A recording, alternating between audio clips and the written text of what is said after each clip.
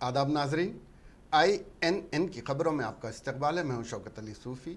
आइए नज़र डालते हैं अब तक की कुछ अहम खबरें।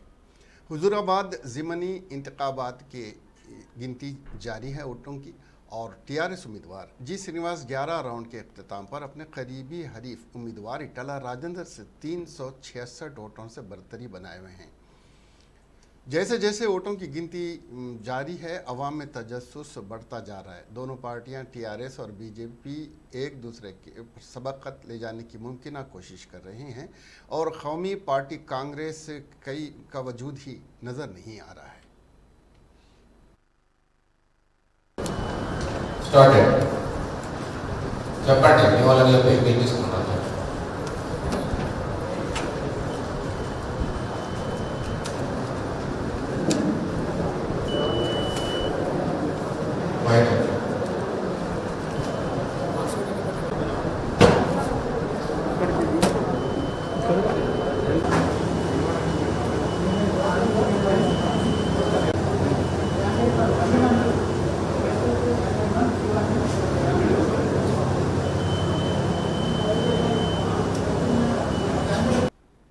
सदर रियासती BJP रुकने पार्लियामेंट बंडी संजय ने मीडिया से बात करते हुए बताया कि हुजूराबाद असम्बली ज़िमनी इलेक्शन में BJP उम्मीदवार इटाला राजेंद्र भारी अक्सरियत से कामयाबी हासिल करेंगे, जिसका आगाज़ पहले राउंड से ही हो चुका है। बंडी संजय ने बताया कि सदर TRS और वज़ीर आला के चंद्रशेखर राव ने दलित तबके के कायद को चीफ मिनिस्टर बनाया।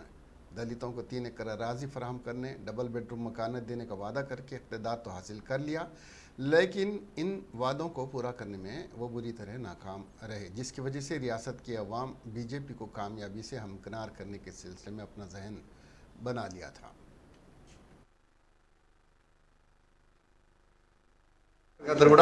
నిజంగా రాష్ట్ర శాఖ తరఫున 2 చేతులు జోడించి హృదయపూర్వక అభినందనలు తెలియజేస్తున్నాను.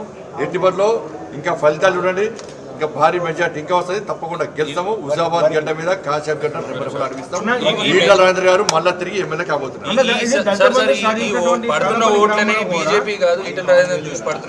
వాగటూరు అతను ఈటల భారతీయ జనతా పార్టీ గెలిచాక ఇంకోటి తీసుకొస్తారు. ఈటల గారు భారతీయ జనతా పార్టీ నాయకుడు, భారతీయ జనతా పార్టీ సిమ్లో పోటీ ఇస్తున్నారు. ఎవరు ఏ మొత్తుకున్నా, ఎవరు ఎన్ని వాగినా అవి పట్టించుకోము. ఈటల పట్టించుకోరు, మేము పట్టించుకోము. ముఖ్యమంత్రి విశ్వాసం లేదు ప్రజలకు. ముఖ్యమంత్రి నమ్మకం లేదు. ఎట్లా అమ్ముతారు ముఖ్యమంత్రిని? దళితులు ముఖ్యమంత్రి చేస్తాడు, తల నట్టుకుంటున్నాడు. 3 ఎకరాల భూమి ఇస్తున్నాడు, అంబేద్కర్ గారు విగ్రహం పెడుతున్నాడు, ఇంటికో ఉద్యోగం ఇస్తున్నాడు. ఏమైంది? నా ఘర్కా నా ఘాట్కా. ఇవ్వాలి పేదలు ముఖ్యమంత్రి అసలే నమ్మరు. గుర్తుంచుకోండి, మళ్ళా పేదలకు సేవ చేసే పార్టీని, పేదలకు అండగా ఉండే పార్టీని మాత్రమే, పేదల గురించి నిస్వార్థంగా నిర్భయంగా ఆలోచించేటువంటి పార్టీలు మాత్రమే పేదలు ఆదరిస్తారు, అభిమానిస్తారు, గెలిపిస్తారు. విషయాన్ని ఇప్పటికైనా రాష్ట్ర ముఖ్యమంత్రి గుర్తించాలి, గ్రహించాలి, గమనించాలి, పద్ధతి మార్చుకోవాలి. కాంగ్రెస్ పార్టీ చపాతీ రూలర్ తోటి इंचार्ज रियासत कांग्रेस M टाइगोर की क़ियादत में निज़ामाबाद पार्लिमानी हल्के के पार्टी कायदीन के साथ एक इजलास का इनेकाद अमल में लाते हुए डिजिटल रुकनियत साजी मुहिम का जायज़ा लेते हुए M टाइगोर ने पार्टी कायदीन से कहा कि वो मुत्तहिद तौर पर काम करते हुए ज़्यादा से ज़्यादा अफराद को पार्टी का रुकन बनाएं। इस मौके पर साबिक़ रुकन पार्लियामेंट मधु याशकी गौड़ ने खिताब करते हुए बताया कि निज़ामाबाद पार्लिमानी हल्के में कांग्रेस मुस्तहकम मौक़िफ़ रखती है और यहाँ पर ज़्यादा से ज़्यादा अफराद को पार्टी का रुकन बनाने के इक़दाम किए जाएंगे।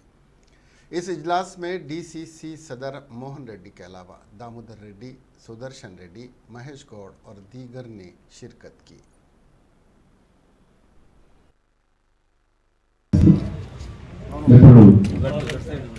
कोई मुख्य 40% टर्मरिक प्रोड्यूस होता है, वो निजामाबाद जिला से, और बेस्ट क्वालिटी टर्मरिक भी निजामाबाद से ही प्रोड्यूस होता है। तो शुगर फैक्ट्री भी यहाँ का निज़ाम, शुगर फैक्ट्री जो है तो निज़ाम के समय पे 1930s में शुरू किए थे, और तेलंगाना बनते वक्त तेलंगाना के समय निज़ाम शुगर फैक्ट्री का बंद नहीं हुआ। इससे पहले जो सांसद थी, मुख्यमंत्री की बेटी कविता ने 100 दिन के अंदर वो सरकार टेक ओवर लेने की वादा किया था, वो भी झूठा निकला, तो वो हार गए। और सुदर्शन रेड्डी जी ने हम पाद यात्रा भी करे थे ये निजाम शुगर फैक्ट्री रिओपन के लिए। वो निजामाबाद पार्लियामेंट में एक गोदन और मेटवेल में भी 2 फैक्ट्रीज है। इसका भी ये अरविंद ने बहुत ज़्यादा प्रॉमिस किया था, वो भी झूठा निकला। और खासकर वो बहुत ही ज़्यादा बात करता है, उनका पिताजी किसी से अध्यक्ष थे, बहुत ही नीची लैंग्वेज यूज करता है और कांग्रेस की नेताओं का और कांग्रेस पार्टी का बहुत ही निंदा करते रहता है। उनका तो आप जानते हैं दूसरी बात IS प्रोड्यूस है टर्मरिक के बाद। तो निजाम सागर श्रीराम सागर प्रोजेक्ट जो है वो सारा तेलंगाना जिला के लिए living for entire Telangana area Nizam Sagar project. क्या दलित बंधु स्कीम जो TRS हुकूमत की तरफ से लाई गई सबसे बेहतरीन स्कीम है, हुजूराबाद ज़िमनी इंतखाबात में काम नहीं कर पाई? ये उस वक्त सामने आने वाले इंतजाज के अंदाजे को देखकर ऐसा लगता है कि हाँ, यही हो सकता है। हुजूराबाद हल्के में तकरीबन 50,000 वोटर हैं जिनका ताल्लुक SC और ST बिरादरियों से है। सियासी जमातों और सियासी तज्जियाकारों का अंदाज़ा है कि दलित इज़्म का इन दोनों पर संगीन असर पड़ा है। TRS पार्टी को भी इस स्कीम से काफ़ी उम्मीदें वाबस्ता थीं, ताहम तवक्कुआत के बरक्स अब ये तासुर पाया जाता है कि दलित वोटर मुतासिर नहीं हुए हैं। दलित बंधु स्कीम को पायलट प्रोजेक्ट के तौर पर खुद वज़ीर आला के चंद्रशेखर राव ने हुजूराबाद हल्के के शालापल्ली गांव में शुरू किया था। इस स्कीम को वज़रा, MPs, MLAs और MLC की मौजूदगी में एक बहुत बड़े जलसे आम में शुरू किया गया था।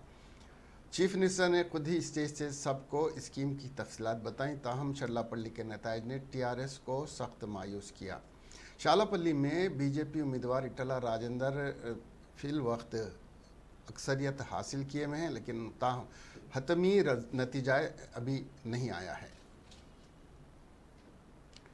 आंध्र प्रदेश में बरसरे इख्तिदार YSRCP और अहम अपोजिशन TDP के दरमियान सियासी गर्मा गर्मी जारी है। मालूम हुआ है कि पट्टाभी की गिरफ्तारी और TDP के दफातर पर हमलों का मामला हाल ही में सदर रामनाथ कोविंद के नोटिस में TDP ने लाया था। इससे कबल चंद्रबाबू नायडू ने वज़ीर आज़म नरेंद्र मोदी और वज़ीर दाखिला अमित शाह को ख़त लिखकर YSRCP के खिलाफ शिकायत की थी।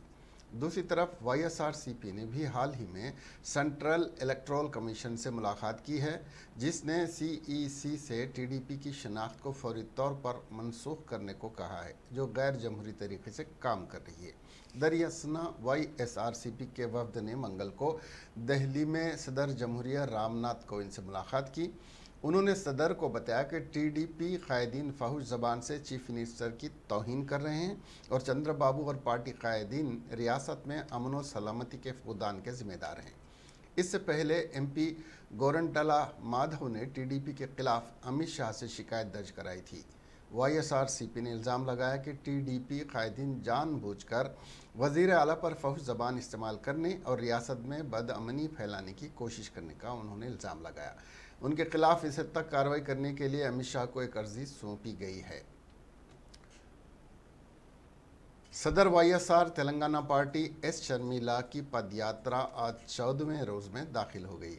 ये आज नलगुंडा ज़िले के देवरकुंडा असम्बली हल्के के कई मंडल्स की अवाम से मुलाकात की और उनके मसाइल की जानकारी हासिल की। बाद अज़ां उन्होंने बेरोज़गारी के मसले को लेकर एक रोज़ा दीक्षा यानी हड़ताली एहतजाज मुनज़्ज़म किया और हुकूमत से मुतालबा किया कि वो सरकारी महकमे जात में रियासत के नौजवानों को मुलाज़मतें फ़राहम करने के सिलसिले में फौरी तौर पर एलामिया जारी करें। YS शर्मिला ने नौजवानों से भी अपील की कि वो खुदकशी करने से गुरेज करें। చదువుకున్న బిడ్డల బతుకులు ఎట్లా ఉన్నాయి, ఏమంటున్నాయి తెలంగాణలో చదువు?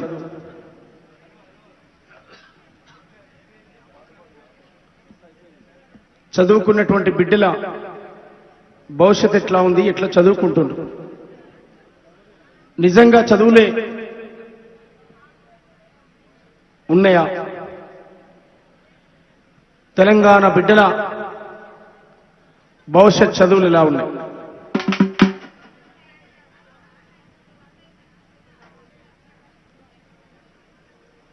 మాస్క్ తీయండి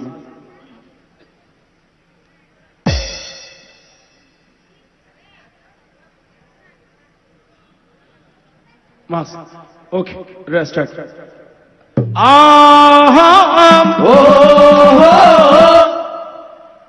ఎట్లా ఉన్నాయి చదువులు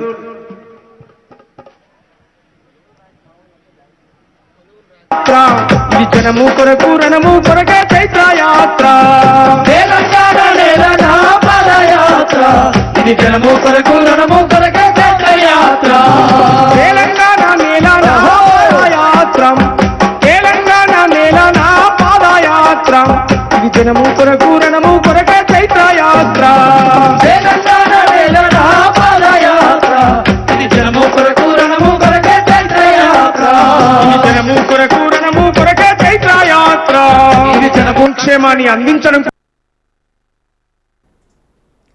राजन्ना सिरसिल्ला ज़िले के एलारेडीपेट मंडल में हुक्मरान पार्टी के एक लीडर के जरिए मुबैना तौर पर जिनसी ज़्यादती का निशाना बनने वाली एक 6 साल जाने वाली बच्ची को पीर को बेहतर इलाज के लिए दाखिल करवाने में नीलोफर अस्पताल के हुक्काम ने परेशान किया। कबायली लड़की को 27 अक्टूबर को जिनसी ज़्यादती का निशाना बनाया गया था। यह वाक़या 2 दिन बाद उसके बीमार होने के बाद मंजर-ए-आम पर आया, जिसने अवामी गमो गुस्से को मज़ीद भड़का दिया। उसके वालिदैन की तरफ से पुलिस में शिकायत दर्ज करवाने के बाद उसे मुकामी अस्पताल में दाखिल कराया गया और उसका इलाज किया गया, लेकिन वालिदैन के मुताबिक बच्ची को ठीक न होने के बावजूद 31 अक्टूबर को ज़बरदस्ती डिस्चार्ज कर दिया गया। इतवार की रात उसकी सेहत के मसाइल पैदा होने के बाद उन्होंने उसे नीलोफर अस्पताल मुंतकिल किया। तेलंगाना ट्राइबल एसोसिएशन के जनरल सेक्रेटरी आर श्रीराम नायक ने कहा कि मसले की हिसासियत को जानते हुए अस्पताल के हुक्काम ने उसे दाखिला होने की इजाज़त नहीं दी थी। उसे बग़ैर इलाज के 6 घंटे तक एक वार्ड में बिठाए रखा गया। अस्पताल में हमारे एहतजाज के बाद लड़की को इलाज के लिए इजाज़त दी गई थी, उसने मज़ीद कहा। विजयवाड़ा में एक बिल्डर के बेईमाना कत्ल ने हलचल मचा दी है। पुलिस का ख्याल है कि डाकुओं ने उसे उस वक्त कत्ल किया जब वो घर में सो रहा था। पुलिस के मुताबिक विशाखापट्टनम का 45 साल पट्टला पलाराजू विजयवाड़ा में अपार्टमेंट बनाकर बेच रहा था। उसकी एक बीवी और 2 बच्चे हैं और वो विजयवाड़ा अजीत नगर में दफ्तर चलाता है और पाइकापुरम देविनी गांधीपुरम में किराए के मकान में रहता है। बीवी और बच्चे विशाखापट्टनम में रह रहे हैं, जबकि वो महीने में 10 दिन विजयवाड़ा में और बाकी 20 दिन विशाखापट्टनम में रहता है। दरी असना अपलराजू जो इतवार की रात अपने घर की पहली मंजिल पर सो रहे थे, पीर की सुबह बाहर नहीं आए। अपार्टमेंट के मकीनों ने लाश को बिस्तर पर पड़ा देखकर फौरी तौर पर पुलिस को इत्तला दी। नॉर्थ एसीपी शेख शाह और सीआई हनीश बाबू अमले के साथ वहां पहुंचे। मुतवफ़ी के सर पर शदीद चोटें आई हुई थीं। उसके बाद डॉग स्क्वाड और क्लूज़ टीम तहक़ीक़ात के लिए मैदान में उतरी। पुलिस के गश्ती दस्ते कत्ल की जगह से दूर ब्रांडी की दुकान और हाउसिंग कॉम्प्लेक्स में घूमते रहे। पुलिस नज़दीकी सीसीटीवी कैमरों की जांच कर रही है। एसीपी ने कहा कि कुछ शवाहिद मिल गए हैं और जल्द ही मुजरिमों को पकड़ लिया जाएगा। दरी असना पुलिस को शुबा है कि कत्ल की वजह माली लेन देन या गैर अज़दवाजी ताल्लुक़ात हो सकते हैं। एक शख्स ने शादी की साइट पर धोखाधड़ी में एक खातून के ज़रिए 17,49,000 रुपये का फ्रॉड किया, जिसने उससे शादी करने का वादा किया और उससे रकम निकाल ली। ये वाक़या नारायणगुड़ा पुलिस स्टेशन हदूद में पेश आया।